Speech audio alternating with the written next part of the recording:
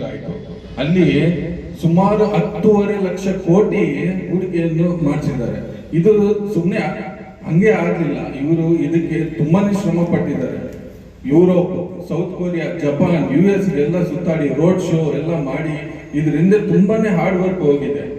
ಈಗ ಉದಾಹರಣೆಗೆ ಬೆಂಗಳೂರು ಪಾಪ್ಯುಲೇಷನ್ ಎಲ್ಲ 1,40,00,000 ಎಲ್ಲ ಆಗಿದೆ ಅಂತಾರೆ.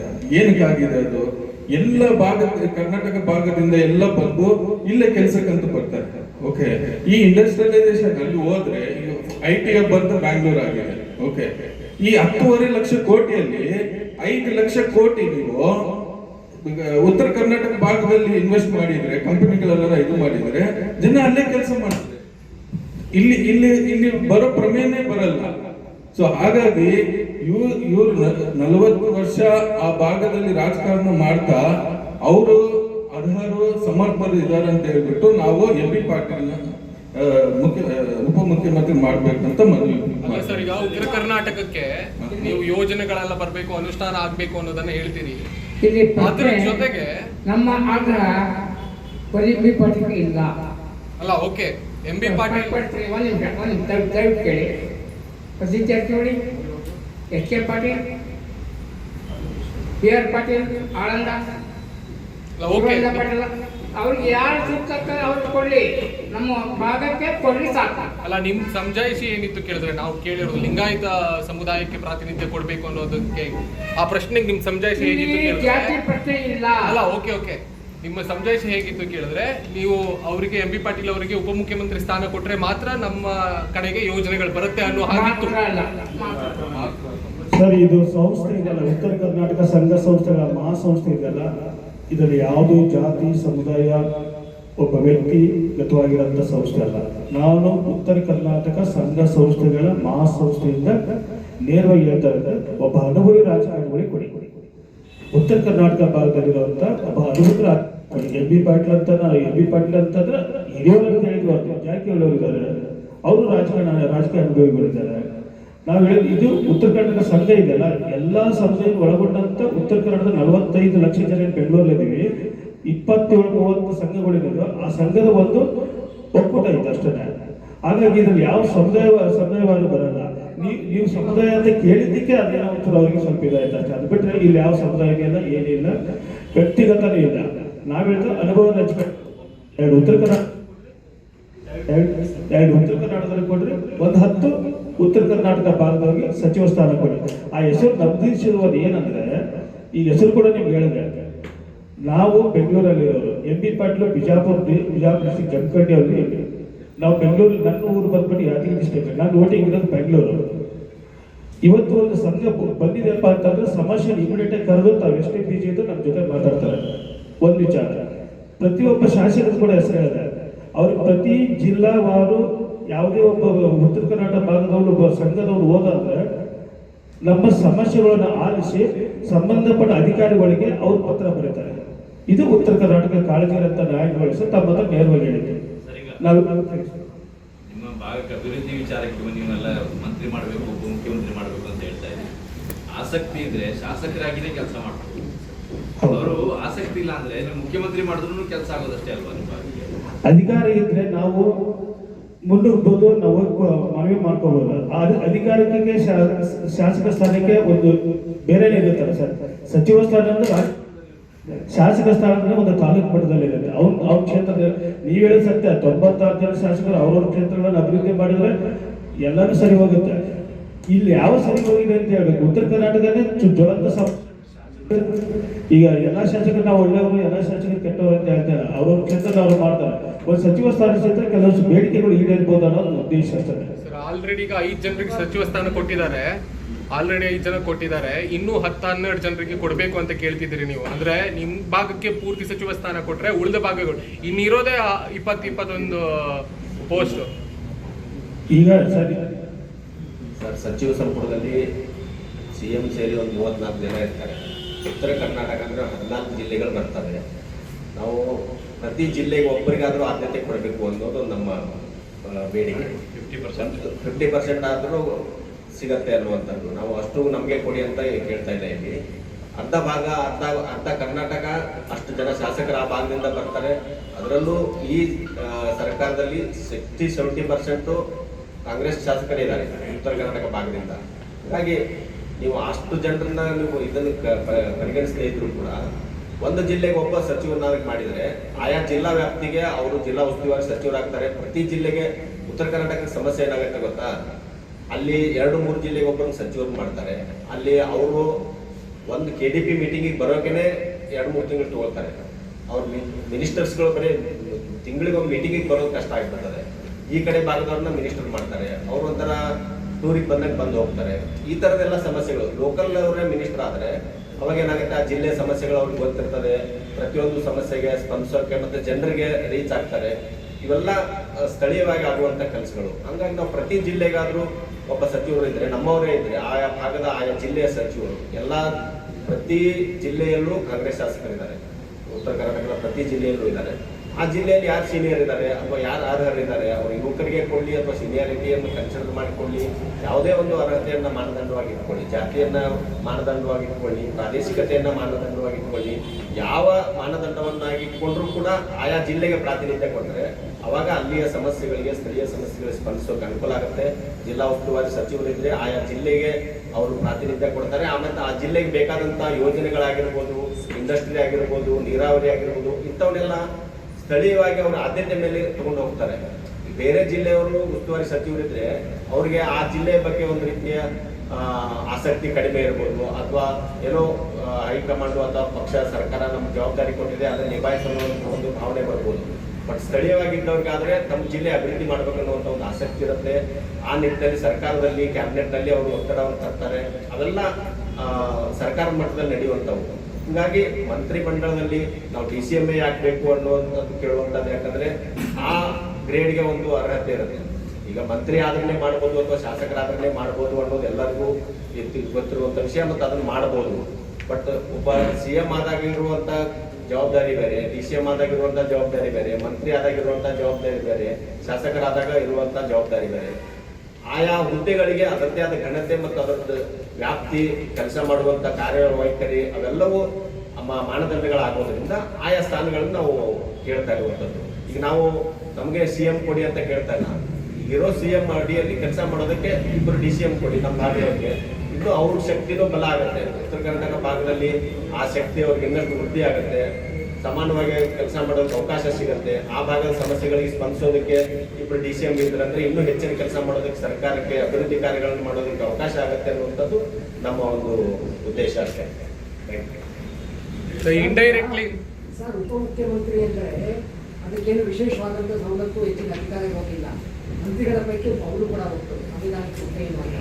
ಹಾಗಾಗಿ ಉಪಮುಖ್ಯಮಂತ್ರಿಗೆ ಹೇಗೆ ಹೆಚ್ಚಿನ ನಿರೀಕ್ಷೆ ಮಾಡ್ತಾರೆ? ಅವರು ಸಮಾನ, ಅವರಿಗಿಂತ ಏನು ಅಧಿಕಾರ ಸಂವಿಧಾನಿಕ ಹುದ್ದೆ ಅಲ್ಲ ಅನ್ನೋದು ನಮಗೂ ಗೊತ್ತು, ನಮಗೂ ಗೊತ್ತು, ಎಲ್ಲರಿಗೂ ಗೊತ್ತು. ಬಟ್ ರಾಜಕೀಯವಾಗಿ ಅದಕ್ಕೊಂದು ಮಹತ್ವ ಇದೆ. ಯಾವ ರೀತಿ ಸರ್? ಈಗ ಯಾವ ಅಧಿಕಾರ ಇದೆ? ಅಲ್ಲ, ಯಾವ ಹೇಳ್ತೀನಿ ಕೇಳಿ. ಕೆಲವೊಂದು ಅಧಿಕಾರಗಳು ಸಂವಿಧಾನಿಕವಾಗಿ ಇಲ್ಲದೆ ಇದ್ರು ಕೂಡ ಈಗ ಆ ಹುದ್ದೆ ಯಾಕೆ ಸೃಷ್ಟಿ ಮಾಡಿದ್ರು? ಉಪಮುಖ್ಯಮಂತ್ರಿ ಹುದ್ದೆಯನ್ನು ಯಾಕೆ ಸೃಷ್ಟಿ ಮಾಡಿದ್ರು? ಸಮಾಧಾನ ಪಡಿಸೋದಕ್ಕೆ. ಯಾವ್ದಾರೇ ಇರ್ಲಿ, ಒಂದು ರಾಜಕೀಯ ಮಹತ್ವ ಇದೆ ಅಲ್ವಾ ಅದಕ್ಕೆ. ಅದಕ್ಕೊಂದು ರಾಜಕೀಯ ಮಹತ್ವ ಇದೆ. ಈಗ ನಾವು ಸಂವಿಧಾನಿಕವಾಗಿ ಇಲ್ಲ ಅಂದ್ರೆ ತೋರಿಕೆಗಾದ್ರೆ ಉಪಮುಖ್ಯಮಂತ್ರಿ ಬೇಕು. ಅದೊಂದು ಸ್ಥಾನ ಗೌರವ, ಒಂದು ಸ್ಥಾನ ಗೌರವ ಇರುತ್ತೆ ಅವ್ರಿಗೆ ಪರ್ಯಾಯ. ಅವರು ಅವ್ರದೇ ಆದ ಒಂದು ಶಕ್ತಿ ಪ್ರದರ್ಶನಕ್ಕೆ ಅಥವಾ ಅವ್ರದೇ ಆದ ಒಂದು ರಾಜಕೀಯ ಇದನ್ನು ಮಾಡ್ಕೊಳ್ಳೋದಕ್ಕೆ ಉಪಮುಖ್ಯಮಂತ್ರಿ ಸ್ಥಾನಕ್ಕೆ ಪರ್ಯಾಯ ಒಂದು ವ್ಯವಸ್ಥೆನೂ ಇರುತ್ತೆ. ಸಂವಿಧಾನಿಕವಾಗಿ ಇಲ್ಲದೆ ಇರ್ಬೋದು, ಇಡೀ ದೇಶದಲ್ಲಿ ಇದೆ ಇದು. ನಾವು ಇಂಡೈರೆಕ್ಟ್ಲಿ ಇದು ಉಪಮುಖ್ಯಮಂತ್ರಿ ಸ್ಥಾನ ಅಲಂಕಾರಿಕ ಹುದ್ದೆ ಇರ್ಬೋದು.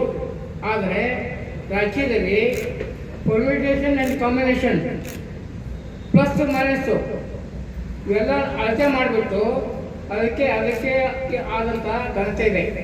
ಯಾಕೆ ಕೊಡಬೇಕು ಅಂತ ಹೇಳಿದ್ರೆ, ಹಾಗಾದ್ರೆ ಉಪಮುಖ್ಯಮಂತ್ರಿ ಸ್ಥಾನ ಯಾಕೆ ಸೃಷ್ಟಿ ಮಾಡಿದ್ರು? ಹಿಂದಿನ ಸರ್ಕಾರದಲ್ಲಿ 3 ಜನ ಉಪಮುಖ್ಯಮಂತ್ರಿ ಇದ್ರು, ಅದರ ಹಿಂದೆ ಒಬ್ಬರೇ ಇದ್ರು. ಈಗ ಮತ್ತೆ 3 ಮಾಡಿ ತಪ್ಪೇನಿದೆ? ಸರಿ, ಟ್ರೈ ಮಾಡಿ, ತಪ್ಪೇನೂ ಇಲ್ಲ. ಬಟ್ ಉಪಮುಖ್ಯಮಂತ್ರಿ ಆಗಿದ ತಕ್ಷಣ ಹೆಚ್ಚಿನ ಅಧಿಕಾರ ಸಿಗುತ್ತೆ, ಹೆಚ್ಚಿನ ಅಭಿವೃದ್ಧಿ ಮಾಡಬಹುದು ಅನ್ನೋದಿದೆಯಲ್ಲ, ಬಿಟ್ ಅಂತ ಹೇಳ್ತಾರೆ. ಒಂದು ವಿಶೇಷವಾದ ಸ್ಥಾನಮಾನ ಇದ್ದೇ ಇರುತ್ತೆ. ಸರ್ ಇಂಡೈರೆಕ್ಟ್ಲಿ ನೀವು ಉತ್ತರ ಕರ್ನಾಟಕ ಪ್ರತ್ಯೇಕ ರಾಜ್ಯ ಕೇಳದಂಗೆ ಇದೆ ಇದು. ಇಲ್ಲ ಇಲ್ಲ ಆ ತರ ನೀವು ಅನ್ಕೊಂಡ್ರಿ. ನಾವು ಅಖಂಡ ಕರ್ನಾಟಕದ ಪರವಾಗಿದ್ದೇವೆ. ಅಖಂಡ ಕರ್ನಾಟಕ, ಕರ್ನಾಟಕ ಒಂದೇ, ಕರ್ನಾಟಕ ಹಿಂದೂ ಒಂದೇ, ಮುಂದೂ ಒಂದೇ. ಅಖಂಡ ಕರ್ನಾಟಕಕ್ಕಾಗಿ ಹೋರಾಟ ಮಾಡೋದ್ರೆ ಉತ್ತರ ಕರ್ನಾಟಕದವರು ಏಕೀಕರಣಕ್ಕಾಗಿ ಅಲ್ಲಿ ಏಕೀಕರಣಕ್ಕಾಗಿ. ಅಲ್ಲ, ಈಗ ಉತ್ತರ ಕರ್ನಾಟಕ ರೆಪ್ರೆಸೆಂಟೇಟಿವ್ ತಾವೆಲ್ಲ ಇದ್ದೀರಾ, ಈಗ ಉಪಮುಖ್ಯಮಂತ್ರಿ ಕೇಳೋದು ಸರಿ, ಆದರೆ ಇಲ್ಲಿ ಅಲ್ಲಿಂದ ರೆಪ್ರೆಸೆಂಟ್ ಆಗಿ MLA ಆಗಿ ಬರೋಂಥವ್ರು ಈಗ ಉಪಮುಖ್ಯಮಂತ್ರಿ ಆಗೋರು ಅಲ್ಲಿ ಅಭಿವೃದ್ಧಿನೇ ಮಾಡಿಲ್ವಲ್ಲ, ಅಭಿವೃದ್ಧಿನೇ ಶೂನ್ಯ ಇದೆಯಲ್ಲ, ಅದಕ್ಕೆ ಏನು ಹೇಳ್ತೀರಿ? ಆಶಾಭಾವ, ಈಗ ಆಶಾಭಾವದಿಂದ ಮಾಡ್ತಾರೆ ಅಂತ ಆಶಾಭಾವದಿಂದ ನಮ್ಮನ್ನು ಕೊಡ್ತಾರೆ. ಇನ್ನೊಂದು, ಇಷ್ಟು ದಿವಸ ನಮ್ಮ ಸಂಘದಿಂದನೂ ನಾವು ಏನು ಮುಂದೆ ಬಂದು ಪ್ರಶ್ನೆ, ಅಲ್ಲಿ ಭಾಗದ ಜನ ಆಗ್ಲಿ ಮುಂದೆ ಬಂದು ಪ್ರಶ್ನೆ ಆಗ್ಲಿ ಧ್ವನಿ ಎತ್ತಲಿಲ್ಲ. ಇನ್ನು ಮುಂದೆ ಆಗುತ್ತೆ, ಆ ಆಶಾಭಾವನೆಯಿಂದ ನಾವು ಶುರು ಮಾಡ್ತಾ ಇದ್ದೀವಿ. ಹಲವಾರು ತಾಂತ್ರಿಕ ಸಮಸ್ಯೆಗಳಿದ್ದಾವೆ. ಆ 14ರಿಂದ ಬರ್ಬೇಕಂತಂದ್ರೆ ಕನಿಷ್ಠ ರಾತ್ರಿ ಬಿಟ್ಟು ಬೆಳಗ್ಗೆ ಬರಬೇಕು. ಇಲ್ಲಿ ಆಟೋ ಹಿಡ್ಕೊಂಡು ಹುಡುಕಾಡಿದ್ರೆ ಲಾಜಿಂಗ್ ಸಿಗೋದಿಲ್ಲ, ಮನೆಗಳು ಸರಿಯಾಗಿ ಸಿಗೋದಿಲ್ಲ. ಅವ್ನು ಬಿಟ್ಟೇ ಹೋಗ್ಬೇಕಂತಂದ್ರೆ ಆಗೋದಿಲ್ಲ. ಊರಿಗೆ ಹೋಗ್ಬೇಕಂದ್ರೆ 2,000 ರೂಪಾಯಿ ಖರ್ಚಾಗುತ್ತೆ. ದಕ್ಷಿಣ ಕರ್ನಾಟಕ ಏನಾಗುತ್ತೆ, ಬೆಳಗ್ಗೆ ಬಂದು ಅವರಿಗೆಲ್ಲ ಗೊತ್ತಿರುತ್ತೆ, ಹೋಗ್ತಾರೆ. ಈ ಪ್ರಾದೇಶಿಕ ಅಸಮತೋಲತೆ ಹೋಗ್ಬೇಕಂತಂದ್ರೆ ಸ್ವಲ್ಪ ವಿಶೇಷ ಆದ್ಯತೆ ಕೊಡಲೇಬೇಕು. ಯಾಕೆ ಕೊಡಬಾರ್ದು? ಸರ್ಕಾರದ ಕರ್ತವ್ಯ ಇದು. ಕಳೆದ 79 ವರ್ಷಗಳಲ್ಲಿ ಸರ್ಕಾರ ಏನು ಹೇಳಿದಾವೆ, ನಾವು ದಿವ್ಯ ನಿರಾಸಕ್ಕೆ ಒಳಗಾಗಿದ್ದೇವೆ, ಇನ್ನೂ ಅದು ಆಗೋದು ಬೇಡ. ನಮಗೂ ಸಮಾಧಾನ ಇದೆ, ಸಹನೆ ಇದೆ, ತಾಳ್ಮೆ ಇದೆ, ಸೇನೆ ಇದೆ, ಪ್ರೇರಣೆ ಇದೆ. ಆಶಾಭಾವದಿಂದ ಸಮಗ್ರ ಕರ್ನಾಟಕಕ್ಕೆ ಸಮೃದ್ಧ ಜಾಗೃತ ಕರ್ನಾಟಕವನ್ನು ಕಟ್ಟಲಿಕ್ಕೆ ನಾವು ನಮ್ಮ ಸಂಘ ಕಟಿಬದ್ಧವಾಗಿದೆ. ಸರ್, ಕಾಶಪ್ಪನವರ ಬೆಂಬಲಿಗರೆಲ್ಲರೂ ಕೂಡ DK ಶಿ ಅವರಿಗೆ ಒಂದು ಒತ್ತಡ ಹೇರಿದಾಗ DK ಶಿ ಅವರು ಸ್ಪಷ್ಟವಾಗಿ ಹೇಳಿದ್ರು, ನೀವು ಯಾರ ಪರವಾಗಿ ವಹಿಸ್ಕೊಂಡು ಬರೋ ಹಂಗಿಲ್ಲ, ಹೈಕಮಾಂಡ್ ಏನು ಸೂಚನೆ ಕೊಡುತ್ತೆ ಅದ್ರ ಪ್ರಕಾರವಾಗಿ ಸಚಿವ ಸಂಪುಟ ಮಾಡುತ್ತೆ ಅಂತ. ಅಷ್ಟೆಲ್ಲ ಆದ್ಮೇಲೂ ನೀವು ಮತ್ತೆ ಸಚಿವ ಸ್ಥಾನಕ್ಕೆ ನಮ್ಮ ಭಾಗಕ್ಕೆ ಜಾಸ್ತಿ ಜನರಿಗೆ ಕೊಡಬೇಕು ಅಂತ ಬೇಡಿಕೆ ಇಡೋದು ಸರ್ಕಾರದ ಮೇಲೆ ಒಂದಿಷ್ಟು ಗೊಂದಲ, ಒತ್ತಡ ಆಗಲ್ವಾ? ನಮ್ದು ಒಂದು ಮನವಿ ಮತ್ತು ಆಗ್ರಹ ಅಷ್ಟೇ. ನಾವು ಕಾಶಪ್ಪನವರು ಆಮೇಲೆ ಇವರು ಅದು ಒಂದು ಸಮುದಾಯ ಪರವಾಗಿ ಅವ್ರು ಕೇಳ್ಕೊಂಡ್ ಬಂದಿದ್ರು, ಅವ್ರ ವೈಯಕ್ತಿಕ. ಅದು ನಾವೊಂದು ಸಂಸ್ಥೆಯಿಂದ ಎಲ್ಲಾ ಸಮುದಾಯದವ್ರು ಸೇರ್ಕೊಂಡ್ಬಿಟ್ಟು ಒಂದು ಒಕ್ಕೂಟ ಅಂತ ಮಾಡ್ಕೊಂಡು ಒಕ್ಕೂಟದಿಂದ ಒಂದು ಮನವಿ ಮಾಡ್ಕೊತೀವಿ. ಅದೇ ರೀತಿ ಆಗ್ರಹ ಮಾಡ್ತೀವಿ. ಇಷ್ಟ. Thank you sir. ರಾಜ್ಯದ ಮಾನ್ಯ ಮುಖ್ಯಮಂತ್ರಿಗಳಿಗೆ ಈ ಮೂಲಕ ಆಗ್ರಹಿಸುವುದೇನೆಂದ್ರೆ, ಉತ್ತರ ಕರ್ನಾಟಕ ಭಾಗಕ್ಕೆ ಸುಮಾರು 2 ಉಪಮುಖ್ಯಮಂತ್ರಿಗಳ ಸ್ಥಾನವನ್ನು ಕೊಡಬೇಕಂತ ಕೇಳೋದು. ಆ ಮುಖ್ಯಮಂತ್ರಿಗಳ ಸ್ಥಾನದಲ್ಲಿ ಹಿರಿಯರಾದಂಥ MP ಪಾಟೀಲ್ ಆಗ್ಬೋದು, ಸತೀಶ್ ಜಾರಕಿಹೊಳಿ ಸಾಹೇಬ್ ಆಗ್ಬೋದು, HK ಪಾಟೀಲ್ ಆಗ್ಬೋದು, RV ದೇಶಪಾಂಡೆ ಆಗ್ಬೋದು, ಇವರಲ್ಲಿ ಯಾರಿಗಾದ್ರು ಇಬ್ಬರಿಗೆ ಉಪಮುಖ್ಯಮಂತ್ರಿ ಸ್ಥಾನ ಕೊಡಿ ಅಂತ ನಾವಿವತ್ತು ಅವರಿಗೆ ಆಗ್ರಹಿಸ್ತೀವಿ. ಹಾಗೂ ಸಚಿವ ಸ್ಥಾನದಲ್ಲಿ ಉತ್ತರ ಕರ್ನಾಟಕ, ದಕ್ಷಿಣ ಕರ್ನಾಟಕ ಅನ್ನದೇ ಸಮಗ್ರ ಉತ್ತರ ಕನ್ನಡದ ಜನತೆ ಹಾಗೂ ಅಭಿವೃದ್ಧಿಯ ಕಾಳಜಿಯುಳ್ಳಂಥ ನಾಯಕರುಗಳಾದಂಥ ಪ್ರಸಾದ್ ಅಬ್ಬಯ್ಯ ಆಗ್ಬೋದು, ಅಶೋಕ್ ಪಟೇಲ್ ಸರ್ ಆಗ್ಬೋದು, NH ಕೋಮರೆಡ್ಡಿ ಆಗ್ಬೋದು, ಅಪ್ಪಾಜಿ ನಾಡಗೌಡರು ಆಗ್ಬೋದು, ಬಸವರಾಜ ರಾಯರೆಡ್ಡಿ ಆಗ್ಬೋದು, BR ಪಾಟೀಲ್ ಆಗ್ಬೋದು, ವಿಜಯಾನಂದ ಕಾಶ್ಯಪ್ ಅವರು ಆಗ್ಬೋದು, ಶ್ರೀನಿವಾಸ ಮಾರ್ಯ ಆಗ್ಬೋದು, ಹಾಗೂ ರುದ್ರಪ್ಪ ಲಮಾನಿ, ಅಂಪನಗೌಡ ಬಾದರ್ಲೆ ಆಗ್ಬೋದು. ಮಾಧ್ಯಮ ಮಿತ್ರ ಮುಖಾಂತರ ಈ ಮೂಲಕ ಆಗ್ರಹಿಸ್ತೀವಿ. ಗ್ಲೋಬಲ್ ಇನ್ವೆಸ್ಟರ್ ಮೀಟ್ ಆಯಿತು. ಅಲ್ಲಿ ಸುಮಾರು 10.5 ಲಕ್ಷ ಕೋಟಿ ಹೂಡಿಕೆಯನ್ನು ಮಾಡಿಸಿದ್ದಾರೆ. ಇದು ಸುಮ್ಮನೆ ಹಂಗೆ ಆಗಲಿಲ್ಲ, ಇವರು ಇದಕ್ಕೆ ತುಂಬಾನೇ ಶ್ರಮ ಪಟ್ಟಿದ್ದಾರೆ. Europe, south Korea, Japan, US ಎಲ್ಲ ಸುತ್ತಾಡಿ ರೋಡ್ ಶೋ ಎಲ್ಲ ಮಾಡಿ ಇದರಿಂದ ತುಂಬಾನೇ ಹಾರ್ಡ್ ವರ್ಕ್ ಹೋಗಿದೆ. ಈಗ ಉದಾಹರಣೆಗೆ ಬೆಂಗಳೂರು ಪಾಪ್ಯುಲೇಷನ್ ಎಲ್ಲ 1,40,00,000 ಎಲ್ಲ ಆಗಿದೆ ಅಂತಾರೆ. ಏನಕ್ಕೆ ಆಗಿದೆ? ಅದು ಎಲ್ಲ ಕರ್ನಾಟಕ ಭಾಗದಿಂದ ಎಲ್ಲ ಬಂದು ಇಲ್ಲೇ ಕೆಲಸಕ್ಕಂತ ಬರ್ತಾರೆ. ಓಕೆ, ಈ ಇಂಡಸ್ಟ್ರಿಯಲೈಸೇಷನ್ ಅಲ್ಲಿ ಹೋದ್ರೆ IT ಹಬ್ ಅಂತ ಬ್ಯಾಂಗ್ಳೂರ್ ಆಗಿದೆ. ಓಕೆ, ಈ 10.5 ಲಕ್ಷ ಕೋಟಿಯಲ್ಲಿ 5 ಲಕ್ಷ ಕೋಟಿ ನೀವು ಉತ್ತರ ಕರ್ನಾಟಕ ಭಾಗದಲ್ಲಿ ಇನ್ವೆಸ್ಟ್ ಮಾಡಿದ್ರೆ, ಕಂಪನಿಗಳೆಲ್ಲ ಇದು ಮಾಡಿದ್ರೆ ಜನ ಅಲ್ಲೇ ಕೆಲಸ ಮಾಡ್ತಾರೆ. ಇಲ್ಲಿ ಬರೋ ಪ್ರಮೇಯನೇ ಬರಲ್ಲ. ಸೊ ಹಾಗಾಗಿ ಇವ್ರು 40 ವರ್ಷ ಆ ಭಾಗದಲ್ಲಿ ರಾಜಕಾರಣ ಮಾಡ್ತಾ ಅವರು ಅರ್ಹರು ಸಮರ್ಪರು ಇದ್ದಾರೆ ಅಂತ ಹೇಳ್ಬಿಟ್ಟು ನಾವು ಎಂ.ಬಿ. ಪಾಟೀಲ್ ಉಪಮುಖ್ಯಮಂತ್ರಿ ಮಾಡ್ಬೇಕಂತ ಮನವಿ. ಅಲ್ಲ ಸರ್, ಈಗ ಉತ್ತರ ಕರ್ನಾಟಕಕ್ಕೆ ನೀವು ಯೋಜನೆಗಳೆಲ್ಲ ಬರಬೇಕು, ಅನುಷ್ಠಾನ ಆಗ್ಬೇಕು ಅನ್ನೋದನ್ನ ಹೇಳ್ತೀರಿ. ಇಲ್ಲಿ ಅದ್ರ ಜೊತೆಗೆ ನಮ್ಮ ಆಗ್ರಹ ಬರೀ ಪಾಟೀಲ್ ಇಲ್ಲ. ಅಲ್ಲ, ಓಕೆ, ಎಂ.ಬಿ. ಪಾಟೀಲ್ ಒಂದು ನಿಮಿಷ ದಯವಿಟ್ಟು ಕೇಳಿ. Satish Jarkiholi, HK. Patil, BR. Patil Aland, okay, Patil, ಅವ್ರಿಗೆ ಯಾರು ಸೂಕ್ತ ಅವ್ರಿಗೆ ಕೊಡ್ಲಿ, ನಮ್ಮ ಭಾಗಕ್ಕೆ ಕೊಡ್ಲಿ ಸಾಕು. ಅಲ್ಲ, ನಿಮ್ ಸಮಜಾಯಿಷಿ ಏನಿತ್ತು ಕೇಳಿದ್ರೆ, ನಾವು ಕೇಳಿರೋದು ಲಿಂಗಾಯತ ಸಮುದಾಯಕ್ಕೆ ಪ್ರಾತಿನಿಧ್ಯ ಕೊಡ್ಬೇಕು ಅನ್ನೋದಕ್ಕೆ, ಆ ಪ್ರಶ್ನೆಗೆ ನಿಮ್ ಸಮಜಾಯಿಷಿ ಹೇಗಿತ್ತು ಜಾತಿ ಕೇಳಿದ್ರೆ, ಪ್ರಶ್ನೆ ಇಲ್ಲ. ಅಲ್ಲ, ಓಕೆ, ನಿಮ್ಮ ಸಮಜಾಯಿಷಿ ಹೇಗಿತ್ತು ಕೇಳಿದ್ರೆ, ನೀವು ಅವರಿಗೆ ಎಂ.ಬಿ. ಪಾಟೀಲ್ ಅವರಿಗೆ ಉಪಮುಖ್ಯಮಂತ್ರಿ ಸ್ಥಾನ ಕೊಟ್ರೆ ಮಾತ್ರ ನಮ್ಮ ಕಡೆಗೆ ಯೋಜನೆಗಳು ಬರುತ್ತೆ ಅನ್ನೋ ಹಾಗಿತ್ತು.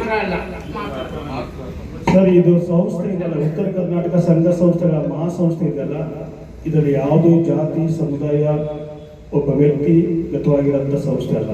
ನಾನು ಉತ್ತರ ಕರ್ನಾಟಕ ಸಂಘ ಸಂಸ್ಥೆಗಳ ಮಹಾಸಂಸ್ಥೆಯಿಂದ ನೇರವಾಗಿ ಹೇಳ್ತಾ ಇದ್ದೆ, ಒಬ್ಬ ಅನುಭವಿ ರಾಜಕಾರಣಿಗಳಿಗೆ ಕೊಡಿ. ಉತ್ತರ ಕರ್ನಾಟಕ ಭಾಗದಲ್ಲಿರುವಂಥ ಒಬ್ಬ ಅನುಭವಿ ಎಂ.ಬಿ. ಪಾಟೀಲ್ ಅಂತಂದ್ರೆ ಹಿರಿಯವರು ಅಂತ ಹೇಳಿದ್ರು, ಜಾರಕಿಹೊಳಿ ಅವರು ಇದ್ದಾರೆ, ಅವರು ರಾಜಕೀಯ ಅನುಭವಿಗಳಿದ್ದಾರೆ. ನಾವು ಹೇಳಿದ್ ಇದು ಉತ್ತರ ಕರ್ನಾಟಕ ಸಂಘ ಇದೆಯಲ್ಲ, ಎಲ್ಲ ಸಂಸ್ಥೆ ಒಳಗೊಂಡಂತ ಉತ್ತರ ಕನ್ನಡದ 45 ಲಕ್ಷ ಜನ ಬೆಂಗಳೂರಲ್ಲಿದ್ದೀವಿ. 27-30 ಸಂಘಗಳಿದ್ದು ಆ ಸಂಘದ ಒಂದು ಒಕ್ಕೂಟ ಇದೆ ಅಷ್ಟೇ. ಹಾಗಾಗಿ ಇದ್ರಲ್ಲಿ ಯಾವ ಸಮುದಾಯವಾದ ಬರಲ್ಲ. ನೀವು ಸಮುದಾಯ ಅಂತ ಕೇಳಿದ್ದಕ್ಕೆ ಅದೇನೋ ಒಂಥರ ಅವರಿಗೆ ಸ್ವಲ್ಪ ಇದಾಯ್ತು ಅಷ್ಟೇ. ಅದು ಬಿಟ್ಟರೆ ಇಲ್ಲಿ ಯಾವ ಸಮುದಾಯಕ್ಕೆಲ್ಲ ಏನಿಲ್ಲ, ವ್ಯಕ್ತಿಗತನೇ ಇಲ್ಲ. ನಾವು ಹೇಳಿದ್ರೆ ಅನುಭವ ರಾಜಕಾರಣ ಎರಡು ಉತ್ತರ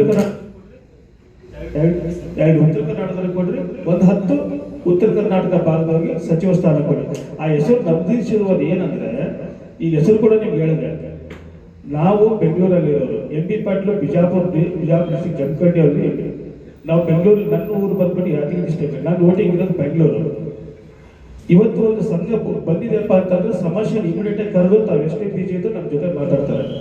ಒಂದು ವಿಚಾರ, ಪ್ರತಿಯೊಬ್ಬ ಶಾಸಕರು ಕೂಡ ಹೆಸರು ಹೇಳಿದೆ, ಅವ್ರಿಗೆ ಪ್ರತಿ ಜಿಲ್ಲಾವಾರು ಯಾವುದೇ ಒಬ್ಬ ಉತ್ತರ ಕರ್ನಾಟಕ ಭಾಗದವರು ಒಬ್ಬ ಸಂಘದವರು ಹೋದಂದ್ರೆ ನಮ್ಮ ಸಮಸ್ಯೆಗಳನ್ನು ಆಲಿಸಿ ಸಂಬಂಧಪಟ್ಟ ಅಧಿಕಾರಿಗಳಿಗೆ ಅವ್ರು ಪತ್ರ ಬರೀತಾರೆ. ಇದು ಉತ್ತರ ಕರ್ನಾಟಕ ಕಾಳಜಿ ಅಂತ ನ್ಯಾಯಗೊಳಿಸಿ ತಮ್ಮ ಹತ್ರ ನೇರವಾಗಿ ಹೇಳಿದ್ವಿ.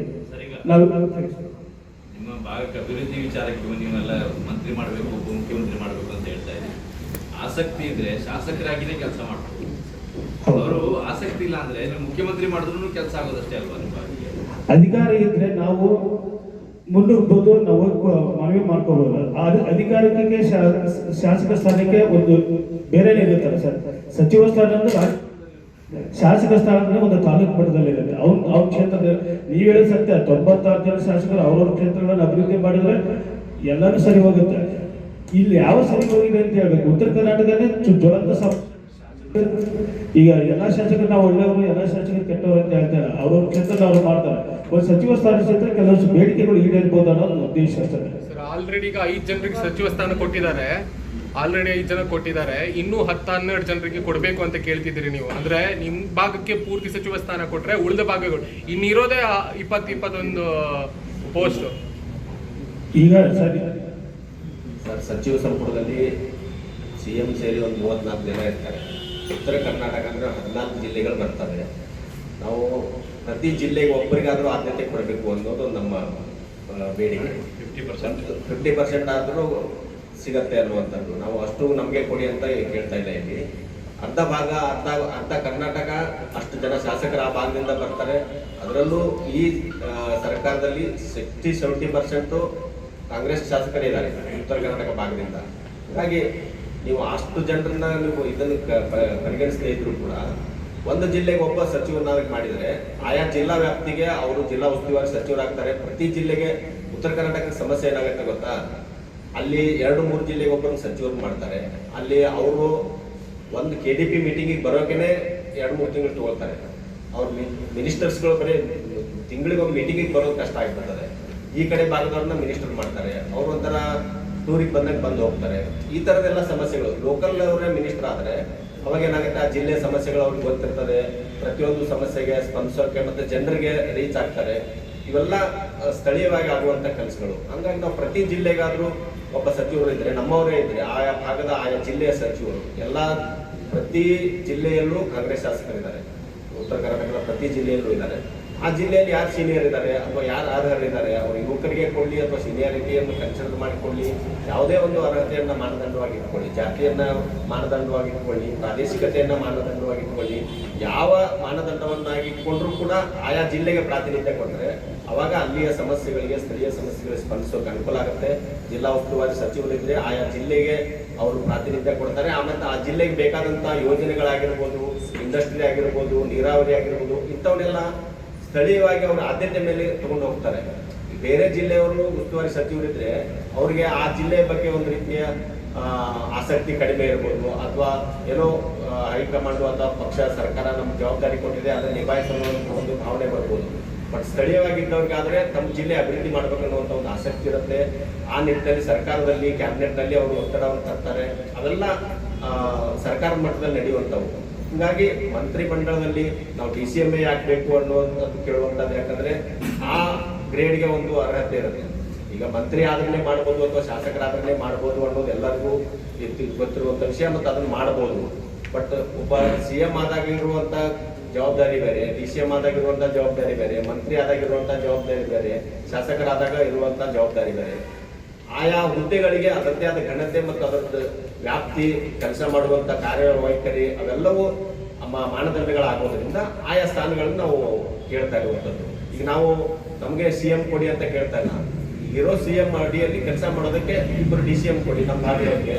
ಇದು ಅವ್ರ ಶಕ್ತಿನೂ ಬಲ ಆಗುತ್ತೆ. ಉತ್ತರ ಕರ್ನಾಟಕ ಭಾಗದಲ್ಲಿ ಆ ಶಕ್ತಿ ಅವ್ರಿಗೆ ಇನ್ನಷ್ಟು ವೃದ್ಧಿ ಆಗುತ್ತೆ, ಸಮಾನವಾಗಿ ಕೆಲಸ ಮಾಡೋದಕ್ಕೆ ಅವಕಾಶ ಸಿಗುತ್ತೆ. ಆ ಭಾಗದ ಸಮಸ್ಯೆಗಳಿಗೆ ಸ್ಪಂದಿಸೋದಕ್ಕೆ ಇಬ್ಬರು DCM ಇದ್ರಂದ್ರೆ ಇನ್ನೂ ಹೆಚ್ಚಿನ ಕೆಲಸ ಮಾಡೋದಕ್ಕೆ, ಸರ್ಕಾರಕ್ಕೆ ಅಭಿವೃದ್ಧಿ ಕಾರ್ಯಗಳನ್ನು ಮಾಡೋದಕ್ಕೆ ಅವಕಾಶ ಆಗುತ್ತೆ ಅನ್ನುವಂಥದ್ದು ನಮ್ಮ ಒಂದು ಉದ್ದೇಶ ಅಷ್ಟೇ. ಇಂಡೈರೆಕ್ಟ್ಲಿ ಸರ್, ಉಪಮುಖ್ಯಮಂತ್ರಿ ಅಂದ್ರೆ ಅದಕ್ಕೇನು ವಿಶೇಷವಾದಂಥ ಸವಲತ್ತು, ಹೆಚ್ಚಿನ ಅಧಿಕಾರ ಹೋಗಿಲ್ಲ.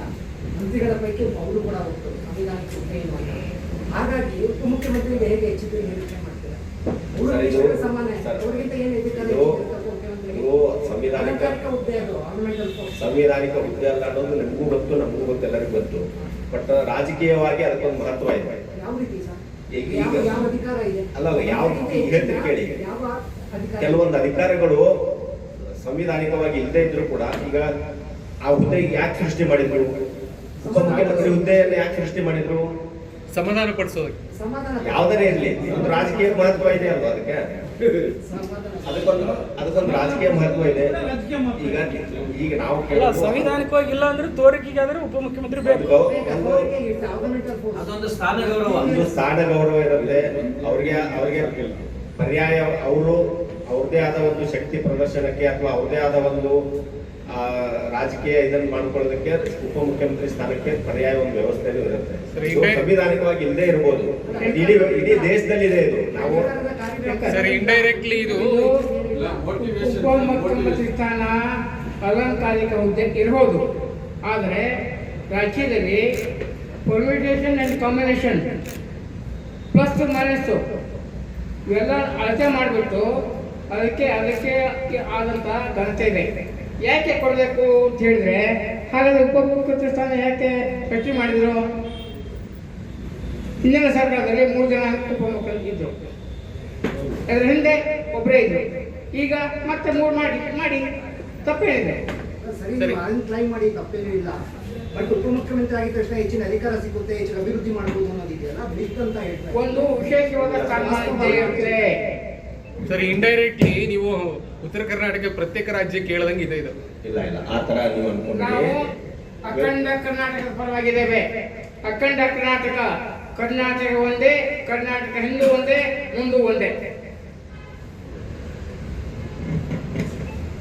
ಅಖಂಡ ಕರ್ನಾಟಕಕ್ಕಾಗಿ ಹೋರಾಟ ಮಾಡಿದವರೇ ಉತ್ತರ ಕರ್ನಾಟಕದವರು. ಏಕೀಕರಣಕ್ಕಾಗಿ ಅಲ್ಲಿ ಏಕೀಕರಣಕ್ಕಾಗಿ ಅಲ್ಲ, ಈಗ ಉತ್ತರ ಕರ್ನಾಟಕ ರೆಪ್ರೆಸೆಂಟೇಟಿವ್ ತಾವೆಲ್ಲ ಇದ್ದೀರಾ, ಈಗ ಉಪಮುಖ್ಯಮಂತ್ರಿ ಕೇಳೋದು ಸರಿ. ಆದರೆ ಇಲ್ಲಿ ಅಲ್ಲಿಂದ ರೆಪ್ರೆಸೆಂಟ್ ಆಗಿ MLA ಆಗಿ ಬರೋಂಥವ್ರು ಈಗ ಉಪಮುಖ್ಯಮಂತ್ರಿ ಆಗೋರು ಅಲ್ಲಿ ಅಭಿವೃದ್ಧಿನೇ ಮಾಡಿಲ್ವಲ್ಲ, ಅಭಿವೃದ್ಧಿನೇ ಶೂನ್ಯ ಇದೆಯಲ್ಲ, ಅದಕ್ಕೆ ಏನು ಹೇಳ್ತೀರಿ? ಆಶಾಭಾವ, ಈಗ ಆಶಾಭಾವದಿಂದ ಮಾಡ್ತಾರೆ ಅಂತ ಆಶಾಭಾವದಿಂದ ನಮ್ಮ ಮುಂದೆ ಇನ್ನೊಂದು ಇಷ್ಟು ದಿವಸ ನಮ್ಮ ಸಂಘದಿಂದನೂ ನಾವು ಏನು ಮುಂದೆ ಬಂದು ಪ್ರಶ್ನೆ ಅಲ್ಲಿ ಭಾಗದ ಜನ ಆಗಲಿ ಮುಂದೆ ಬಂದು ಪ್ರಶ್ನೆ ಆಗಲಿ ಧ್ವನಿ ಎತ್ತಲಿಲ್ಲ. ಇನ್ನು ಮುಂದೆ ಆಗುತ್ತೆ ಆ ಆಶಾಭಾವನೆಯಿಂದ ನಾವು ಶುರು ಮಾಡ್ತಾ ಇದ್ದೀವಿ. ಇಲ್ಲ, ಹಲವಾರು ತಾಂತ್ರಿಕ ಸಮಸ್ಯೆಗಳಿದ್ದಾವೆ. ಆ 14ರಿಂದ ಬರ್ಬೇಕಂತಂದ್ರೆ ಕನಿಷ್ಠ ರಾತ್ರಿ ಬಿಟ್ಟು ಬೆಳಗ್ಗೆ ಬರಬೇಕು. ಇಲ್ಲಿ ಆಟೋ ಹಿಡ್ಕೊಂಡು ಹುಡುಕಾಡಿದ್ರೆ ಲಾಡ್ಜಿಂಗ್ ಸಿಗೋದಿಲ್ಲ, ಮನೆಗಳು ಸರಿಯಾಗಿ ಸಿಗೋಲ್ಲ. ಅವ್ರು ಬಿಟ್ಟೆ ಇರ್ಬೇಕಂತಂದ್ರೆ ಆಗೋದಿಲ್ಲ. ಊರಿಗೆ ಹೋಗ್ಬೇಕಂದ್ರೆ 2,000 ರೂಪಾಯಿ ಖರ್ಚಾಗುತ್ತೆ. ದಕ್ಷಿಣ ಕನ್ನಡಕ್ಕೆ ಏನಾಗುತ್ತೆ, ಬೆಳಿಗ್ಗೆ ಬಂದು ಅವರಿಗೆಲ್ಲ ಗೊತ್ತಿರುತ್ತೆ, ಹೋಗ್ತಾರೆ. ಈ ಪ್ರಾದೇಶಿಕ ಅಸಮತೋಲತೆ ಹೋಗ್ಬೇಕಂತಂದ್ರೆ ಸ್ವಲ್ಪ ವಿಶೇಷ ಆದ್ಯತೆ ಕೊಡಲೇಬೇಕು. ಯಾಕೆ ಕೊಡಬಾರ್ದು? ಸರ್ಕಾರದ ಕರ್ತವ್ಯ ಇದು. ಕಳೆದ 79 ವರ್ಷಗಳಲ್ಲಿ ಸರ್ಕಾರ ಏನಾಗಿದ್ದಾವೆ, ನಾವು ದಿವ್ಯ ನಿರ್ಲಕ್ಷ್ಯಕ್ಕೆ ಒಳಗಾಗಿದ್ದೇವೆ. ಇನ್ನೂ ಅದು ಆಗೋದು ಬೇಡ.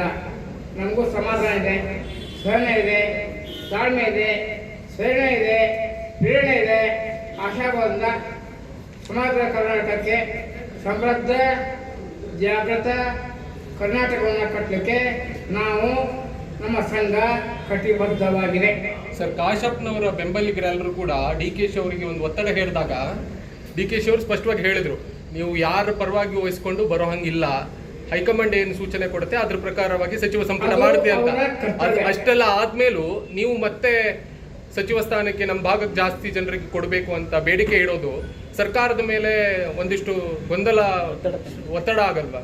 ನಮ್ದು ಒಂದು ಮನವಿ ಮತ್ತು ಆಗ್ರಹ ಅಷ್ಟೇ. ನಾವು ಕಾಶಪ್ಪನವರು ಆಮೇಲೆ ಇವರು ಅದು ಒಂದು ಸಮುದಾಯ ಪರವಾಗಿ ಅವ್ರು ಕೇಳ್ಕೊಂಡ್ ಬಂದಿದ್ರು, ಅವ್ರ ವೈಯಕ್ತಿಕ ಅದು. ನಾವೊಂದು ಸಂಸ್ಥೆಯಿಂದ ಎಲ್ಲ ಸಮುದಾಯದವರು